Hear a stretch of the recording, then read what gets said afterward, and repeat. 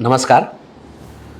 બળાત્કારો જે છે એ અત્યંત ગંભીર ગુનાઓ છે અને દેશની દીકરીઓ, બહેનો કે સ્ત્રીઓ આ કોઈ પણ સાથે બળાત્કારની ઘટના બને ત્યારે આપણે સૌ સમસમી ઉઠીએ છીએ. અને જ્યારે જ્યારે આવા કિસ્સા પ્રકાશમાં આવે છે ત્યારે લોકોના ટોળા રસ્તા ઉપર ઉતરે છે, ન્યાય માટે દરવાજાઓ ખખડાવે છે, રાજકીય પક્ષો પણ આમાં સમર્થનમાં ઉતરતા હોય છે. અને કેટલાક કિસ્સામાં તો એવું બન્યું છે કે બળાત્કારના કોઈ ગંભીર ગુના બન્યા હોય તો ત્યાં રાજ્ય સરકારો પણ ઉથલી પડી છે. નિર્ભયા કાંડ કે પછી હાલમાં જ થોડા મહિનાઓ પહેલાં બંગાળમાં જે આરજીકર કાંડ થયો એ વિશે આપણે સૌ જાણીએ જ છીએ. પરંતુ બળાત્કાર બાબતે સમાજમાં જેટલી સંવેદનશીલતા છે અથવા બળાત્કાર બાબતે કાયદાકીય રીતે જેટલી સંવેદનશીલતા છે એટલી સંવેદનશીલતા ઘણી વખત દેશની જ જે ન્યાય વ્યવસ્થા છે અથવા દેશનું જે ન્યાયતંત્ર છે એ ન્યાયતંત્રમાં બહુ જ વિસંગત જોવા મળે છે. અલબત્ત મારો કહેવાનો આશય એવો નથી કે દેશની ન્યાય પ્રણાલી જે છે અથવા દેશનું જે ન્યાયતંત્ર છે એ બળાત્કારને લઈને લગતા કેસો બાબતે ગંભીર નથી. પરંતુ એ સાથે જ એ વાત પણ એટલી જ સાચી છે કે બળાત્કારને લઈને કે એ સંદર્ભના ગુનાઓને લઈને આપણા દેશમાં યુનિફોર્મિટી નથી. આ કારણોસર જ દેશની સુપ્રીમ કોર્ટ અલગ મોરચે લડી રહી છે, દેશની જે હાઈકોર્ટ્સ છે જુદી જુદી એ અલગ મોરચે લડી રહી છે અને દેશની જે ટ્રાયલ કોર્ટ્સ છે એ અલગ અલગ મોરચે લડી રહી છે. એનું તાજું ઉદાહરણ ગઈકાલે પ્રકાશમાં આવ્યું અને દેશમાં ઉહાપોહ મચી ગયો જ્યારે ગઈકાલે સુપ્રીમ કોર્ટ ઓફ ઇન્ડિયામાંથી આપણા જ CJI સૂર્યકાંતની જે બેન્ચ છે એમણે દેશભરની જે કોર્ટ્સ છે એના માટે એક ગાઈડલાઇન રજૂ કરવા કહ્યું અને પટના હાઈકોર્ટની ઝાટકણી કાઢી. પટના હાઈકોર્ટના જે ચુકાદાની ઝાટકણી કાઢી તે ચુકાદો કંઈક એવો છે કે વર્ષ 2008માં એક દીકરીનો બળાત્કારનો પ્રયત્ન થાય છે. અલબત્ત એમાં બળાત્કાર એ ગુનામાં થતો નથી, પરંતુ બળાત્કાર ન થાય તો પછી એટેમ્પ્ટ ટુ રેપની કલમો લાગવી જોઈએ અને એટેમ્પ્ટ ટુ રેપ અંતર્ગતનો ગુનો નોંધાયા બાદ એને એ પ્રકારની સજા થવી જોઈએ. ત્યાં પટના હાઈકોર્ટે એવું જાહેર કર્યું આ દોષી ઉપર એટેમ્પ્ટ ટુ રેપની કોઈ પણ કલમ લાગુ કરવી ન જોઈએ. હવે આ શબ્દો શું છે એ શબ્દો સાંભળવા જેવા છે. આ શબ્દો સાંભળીશું તો આપણા સૌનું લોહી જે છે ઉકળી ઉઠે એવું છે. એ શબ્દો કંઈક એવા છે કે કોઈ પણ સ્ત્રીના સ્તન દબાવવાનો પ્રયત્ન થાય, એમના સ્તન દબાવવામાં આવે કે પછી એમનો પાયજામો ઉતારવામાં આવે તો એવા કિસ્સામાં એટેમ્પ્ટ ટુ રેપ ન કહી શકાય. આ 9મી જુલાઈએ પટના હાઈકોર્ટનો ચુકાદો હતો. ચુકાદો નહોતો, રાધર પટના હાઈકોર્ટનું કથન હતું, જે સંદર્ભે ગઈકાલે સુપ્રીમ કોર્ટ ઓફ ઇન્ડિયાએ પટના હાઈકોર્ટના કથન બાબતે એ જે બેન્ચ છે એની બરોબર ઝાટકણી કાઢી છે અને આખા દેશમાં એક માર્ગદર્શિકા અપલોડ કરવા કીધી છે. એ કેસ શું હતો એ આપણે જોઈએ તો વર્ષ 2008માં બિહારના બાંકામાં એક ફોટો સ્ટુડિયોમાં એક યુવતી અને એના પિતા ફોટો પડાવવા માટે જાય છે. યુવતીનો ફોટો પડી જાય છે પછી જે સ્ટુડિયોનો માલિક છે એ સ્ટુડિયોનો માલિક યુવતીના પિતાને કોઈપણ રીતે ભરમાવીને બહાર મોકલી દે છે અને સ્ટુડિયોનો દરવાજો બંધ કરીને યુવતી ઉપર બળાત્કારનો પ્રયાસ કરે છે. આ પ્રયાસ દરમિયાન પણ એ જે ફોટો સ્ટુડિયોનો માલિક હતો એણે યુવતીના સ્તન દબાવ્યા અને યુવતીનો પાયજામો કરવાનો પ્રયત્ન કર્યો. અલબત્ત યુવતીએ અત્યંત ઉહાપોહ મચાવ્યો અને કદાચ દોષિત પણ ગભરાઈ ગયો હશે એટલે યુવતીના ઉહાપોહ પછી એ જે ગુનેગાર હતો એ ગુનેગાર ત્યાંથી ભાગી છૂટ્યો. ન્યાય માટે આ દીકરી અને એનો પરિવાર બિહારની કોર્ટમાં જાય છે. ત્યાં ટ્રાયલ કોર્ટ આ આખો કેસ સાંભળીને એવું જાહેર કરે છે કે આ જે દોષિત છે એના ઉપર એટેમ્પ્ટ ટુ રેપની કલમો લાગવી જોઈએ અને એ અંતર્ગત જ એને સજા થવી જોઈએ. આપણી ન્યાય પ્રણાલી તો આપણે સૌ જાણીએ જ છીએ.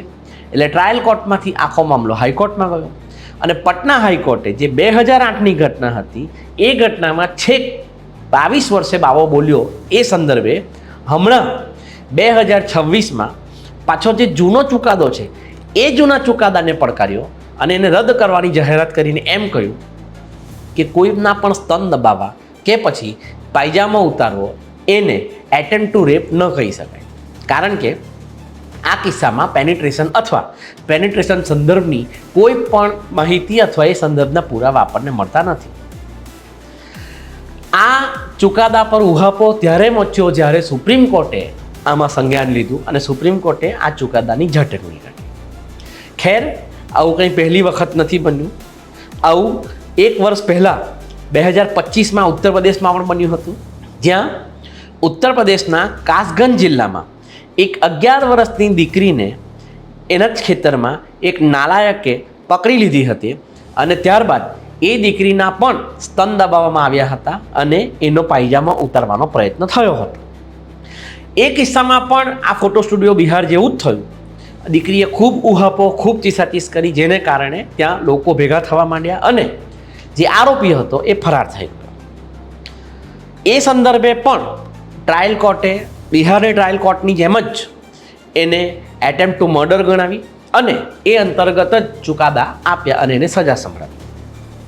પરંતુ આ કિસ્સો જ્યારે અલ્હાબાદ હાઈકોર્ટમાં પહોંચે છે ત્યારે અલ્હાબાદ હાઈકોર્ટ એમ કહે છે કે આ રીતની જે કોઈ ઘટના છે જેમાં નાની દીકરી 11 વર્ષની દીકરીના સ્તન દબાવવાના કે પછી એનો પાયજામો ઉતારવાની જે ઘટના છે એ ઘટના આ સાંભળવા જેવું છે, પ્રથમ દ્રષ્ટિએ બળાત્કારનો પ્રયત્ન લાગતી નથી.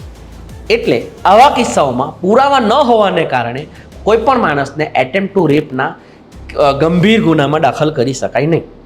અને છેલ્લે એ કિસ્સામાં પણ ઉહાપોહ મચ્યો અને સુપ્રીમ કોર્ટે પછી સ્પષ્ટ કર્યું કે આ એટેમ્પ્ટ ટુ રેપ જ છે.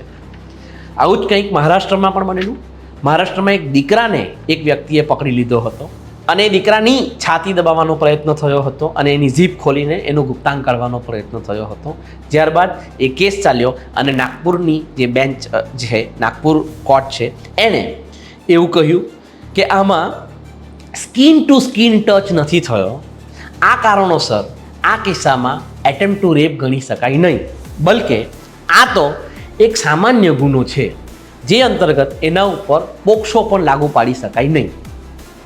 અહીં મારે તમને એક અગાઉના જે ઉત્તર પ્રદેશના કિસ્સાની વાત કરવી છે એ વાત પાછી કરી દઉં કે ઉત્તર પ્રદેશના કિસ્સામાં જે 11 વર્ષની દીકરી પર જે ખેતરમાં બળાત્કાર કરવાનો પ્રયત્ન કર્યો હતો એમાં અલ્હાબાદ હાઈકોર્ટે તો એમ કહ્યું કે ગંભીર કલમો ન લગાવતા પોક્સોની માત્ર ને માત્ર છેડતીની કલમો લગાવી શકાય. છેડતી સિવાય આ 11 વર્ષની દીકરીના જે સ્તન દબાવ્યા એ છેડતી સિવાય કોઈ એવો ગુનો કહી શકાય નહીં. મહારાષ્ટ્રના આ દીકરાના કિસ્સામાં પણ એવું થયું અને ત્યાં પણ આ જ ખાસ આપણને સૌને આશ્ચર્ય પમાડે એવો શબ્દ વાપરવામાં આવ્યો કે દીકરાની સાથે જે કૃત્ય થયું છે એ કૃત્યમાં સ્કિન ટુ સ્કિન ટચ નથી થયું, એને કારણે એને એટેમ્પ્ટ ટુ રેપ ન ગણી શકાય અને એને પણ આઈપીસીની ધારા 354 મુજબ એના ઉપર કાર્યવાહી થવી જોઈએ. ખેર, આ મેં તમને 3 જુદી જુદી કોર્ટ વિશેની વાત કરી, જ્યાં એક પટના છે, એક તરફ અલ્હાબાદ છે, એક તરફ નાગપુર છે. આ સિવાય પણ દેશની અનેક કોર્ટો છે જેમાં ટ્રાયલ કોર્ટ્સ પણ આવી જાય, સત્ર કોર્ટ્સ પણ આવી જાય અને હાઈકોર્ટ્સ પણ આવી જાય. આ કોર્ટ્સ વચ્ચે બળાત્કારના પ્રયાસ કે પછી બળાત્કારને લઈને કોઈ યુનિફોર્મિટી નથી. અહીં ટુંડે ટુંડે મતિર ભિન્ના, એટલે કે જેનું જેવું મગજ અને જેની જેવી સમજણ એ પ્રમાણે કોર્ટના જે જજીસની બેન્ચ હોય છે એ ચુકાદા સંભળાવે છે. છાતી દબાવી દેવી કે પાયજામો ઉતારી દેવો એ બળાત્કાર કયા કિસ્સામાં ન ગણાય એ અલ્હાબાદની કે પછી પટનાની બેન્ચ જ જાણે. પરંતુ ભલું થજો આ દેશનું કે સુપ્રીમ કોર્ટ ઓફ ઇન્ડિયાએ આ કેસ ઉપર અત્યંત ઝડપથી સંજ્ઞાન લીધું અને CJI સૂર્યકાંતે ગઈકાલે જ જાહેર કર્યું કે તાત્કાલિક અસરથી દેશની તમામ કોર્ટોની અંદર નેશનલ જ્યુડિશિયલ એકેડમીનો જે રિપોર્ટ છે, એક્સપર્ટ રિપોર્ટ છે, અને એ રિપોર્ટના માધ્યમથી જે ગાઈડલાઇન તૈયાર કરવામાં આવી છે એ ગાઈડલાઇન દેશની તમામ કોર્ટની વેબસાઇટ ઉપર અપલોડ કરવામાં આવે કે જેથી જે કોઈ મહિલાઓ સાથે આ પ્રકારના કોઈ પણ કૃત્ય થયા છે એ મહિલાઓને અત્યંત સરળ રીતે ખબર પડે, તેમજ વકીલો પણ આ ગાઈડલાઇન મુજબ કામ કરી શકે. ખેર, CJIએ કાલે એક શબ્દ સરસ મજાનો એ પણ વાપર્યો કે મહિલાઓની સુરક્ષા બાબતે કે પછી આ પ્રકારના કોઈ પણ કૃત્ય બાબતે દેશની તમામ કોર્ટોના જજ અથવા કોર્ટો દ્વારા એક સરખી સંવેદનશીલતા દાખવવી પડશે. કોર્ટે એમ પણ કહ્યું કે આ પ્રકારની અસંવેદનશીલતા બળાત્કારને લગતા કેસોમાં હવે પછી ચલાવી લેવામાં આવશે નહીં. ખેર, આ દેશમાં ન્યાય જે છે એ હંમેશાથી પોતે જ ન્યાયના કઠેરામાં ઊભો છે. આ દેશના સામાન્ય નાગરિકોને જો પૂછવામાં આવે અને એમનો જો સર્વે કરવામાં આવે, એમને સૌથી ઓછો ભરોસો આ દેશના ન્યાયતંત્ર પર છે. કારણ કે આ દેશનું ન્યાયતંત્ર અત્યંત ધીમું છે, આ દેશનું ન્યાયતંત્ર અત્યંત અટપટું છે અને આ કારણોસર જ દેશમાં સામાન્ય માણસો નાની નાની બાબતો માટે ન્યાયતંત્ર પાસે જવાની હિંમત કરતા નથી. પરંતુ બળાત્કાર જેવા ગંભીર કિસ્સાઓમાં તો સ્વાભાવિકપણે જ લોકો ન્યાયતંત્ર પાસે જાય છે. પરંતુ જ્યારે લોકો ન્યાયાલય પાસે જાય છે અને ન્યાયાલયો પાસે જ જો આ બાબતે કોઈ યુનિફોર્મિટી ન હોય અને દરેક જજ પાસે જો પોતાનો પોઈન્ટ ઓફ વ્યૂ હોવાનો, તો પછી દેશની દીકરીઓ કે દેશની દીકરીઓની સુરક્ષાઓનું શું થશે?